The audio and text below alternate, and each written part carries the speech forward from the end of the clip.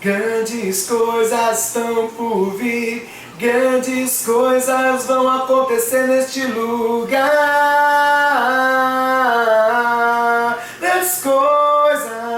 Grandes coisas estão por vir, grandes coisas vão acontecer aqui. É isso mesmo, grandes coisas vão acontecer na cidade de Serquilho. Você não pode ficar fora dessa. Neste sábado agora, nesse próximo sábado, dia 24 de março, às 19h30, grande culto de jovens na Igreja Batista Filadélfia de Serquilho. Escute o que eu te digo, você será surpreendido, porque grandes coisas Deus vai fazer na sua vida. Dia 24 de março, então, às 19h30.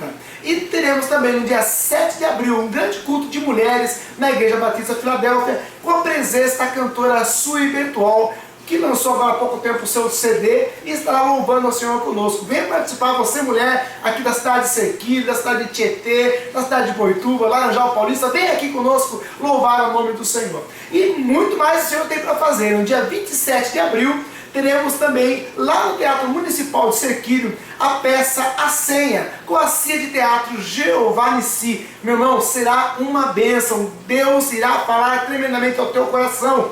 A Senha. Quanto vale as tuas promessas? Isso mesmo, venha participar conosco no dia 27 de abril, às 20 horas, é uma sexta-feira. A entrada é 1 quilo de alimento não perecível, que será distribuída entre as entidades beneficentes da cidade de Serquilho. Você pode procurar os postos de trocas, trocar ali, levar o seu quilo de alimento e pegar o ingresso, mas olha, vá logo, porque já está acabando, corra, senão você vai ficar sem o seu lugar. Isso no dia 27 de abril.